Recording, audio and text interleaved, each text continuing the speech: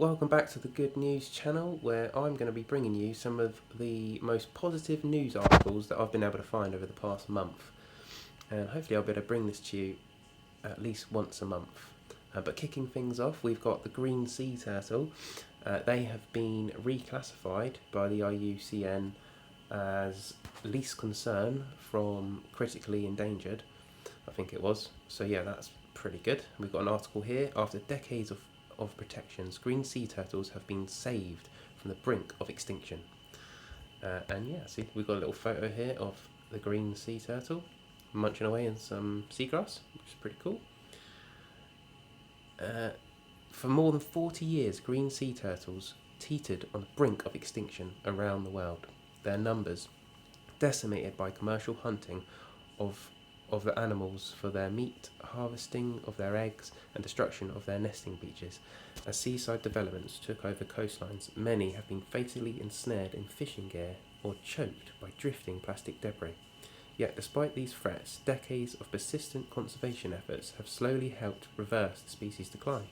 Earlier this month, the IUCN reported that global population of green turtles has increased nearly 30% since 1970. Thanks to a suite of international actions aimed at saving the animals. So yeah, so that's pretty cool, isn't it? I mean, if we go over here onto the IUCN's actual website, you can see a photograph of a green turtle, and if you scroll down, hopefully, it's disappeared now for some reason, but if I refresh the page, it should say on there about the fact that the population is least concern, as you can see there, and population trend is also increasing. So yeah, great story to kick off the month with. But moving on, we have got all the way over in California a story about some beavers that have been reintroduced into California, and it's a story about them basically restoring the land in the tribal tribal ecosystem. So here's a photo of one of those beavers, and it's quite a long article. We'll just go over the bullet points. So in 2023, California relocated beavers for the first time in more than 7 decades. The state's wildlife agency partnered with Native American tribes to move beavers from places where they were causing problems, such as flooding, to parts of their former range. The moves and the state's broader beaver restoration program are the result of decades of advocacy to change an adversarial relationship to one focused on beaver conservation and the benefits beavers can provide, from increased fire resilience to more consistent water supplies. So I think the general gist of this story is that beavers were once hunted for their fur coats by the local tribes. They were then kicked out of their natural habitat and moved into more urban-y areas, where then they caused problems for the locals, because they were making dams and creating flooding where flooding wasn't needed, and the tribal communities were suffering from droughts and forest fires, like regular forest fires all the time. So their land was basically getting destroyed because of the lack of beavers.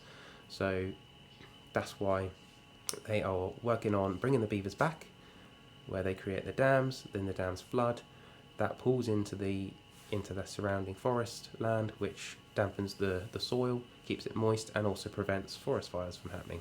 So yeah, so that's another really positive story that I've been able to find. And moving on, we have got, and this is a pretty big one, a key oceans treaty crosses threshold to come into force. So this is massive. This is a global treaty that I think about 60 countries have signed up to. But they've only just managed to sign, the 60th country has signed up. I think it was Morocco. It'll say down here, yeah, the High Seas Treaty received its 60th ratification by Morocco on Friday, meaning that it will now take effect from January 2026. So yeah, that's amazing. I think it was back in, so 3 years ago. 3 years ago, countries agreed that 30% of the world's national and international waters, the high seas, must be protected by 2030 to help deplete marine life recover. And currently, just 1% of the high seas are protected, leaving marine life, leaving marine life at risk of overexploitation. So that's why this high seas treaty was set up, pledging to put 30% of the waters into marine protected areas, which is awesome. So that's been done now. They've got 60 countries, and yeah, that will start in 2026.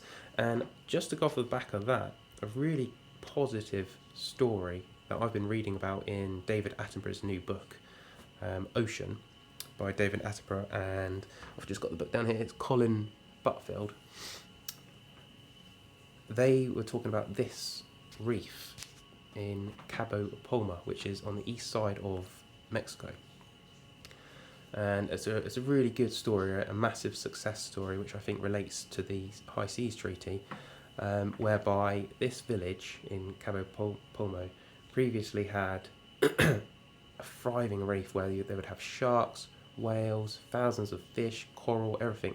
But then they overfished it to the point where the sharks didn't show up, the whales disappeared, the fish disappeared, and basically killed off the reef. So in essence, what the local community decided to do was to put in a protection around the reef. I think it was in 1995 where they put it in, and then the results were pretty astounding, actually. So within a decade, marine life had rebounded dramatically, and the area's fish biomass increased by over 400%. It's now one of the most abundant areas in the sea of the Cortes. So, pretty incredible, and now it's a prime location for ecotourism, and they do activities like diving and whale watching. So they make obviously a lot of money through that, and then the way that it works is obviously they have the protected area on the reef where they can't fish, but because that's how, when you have a flourishing reef, all the fish, they get attracted to the noise of a really lively reef, not leaf, and that's where they then go and spawn, have their babies, and basically, because there's no boundaries technically on the protected zone, they then sprawl out outside of the boundaries. There's loads more fish all of a sudden, and then that means the locals can continue with their fishing, and also provide really good tourism as well, and make money that way. So a massive success story, and one which I think is highly relevant in relation to the High Seas Treaty that has just been ratified. And finally, we'll end it on another under the water story. These are all the ones that I've picked out. Well, there were loads of good stories, but I've just picked out these ones. I obviously have a favour towards the ocean stories for some reason. But this is the Forgotten Forest, how smashing 5.6 metre urchins saved a California kelp paradise. And so essentially what's happening here is that you've got this kelp forest which was being destroyed by these purple urchins. Because there's so many of them, obviously it stops the light getting to them, and then the kelp can't grow. And so this is just a short video of a kelp forest. I mean, amazing places. They provide nurseries for, because it's a shelter for smaller fish. They provide natural defences against erosion, because they help disperse the waves that come in. And yeah, I mean, they're just incredible ecosystems that are really important. And just a few facts to go down, just all the effort that's gone into this from these people here. Sean Taylor's one of the divers. It's been led by the Bay Foundation. Divers in Santa Monica Bay have spent 15,575 hours underwater over the past 13 years to bring the kelp back. They focus on minimising the impact of one of the urchins, a purple urchin. The effort has been successful, smashing 5.8 million purple urchins and clearing 80.7 acres, which is equivalent to 61 football fields, and allowing the kelp to return. And just a quick one on the facts of the kelp. The fast-growing kelp ecosystems are known as the sequoias of the sea. Not sure if I can pronounce that correctly. Let me know in the comments below. For good reason. They store large amounts of carbon, create habitat for more than 800 marine species, and and blunt the powerful force of storm waves. So there you go.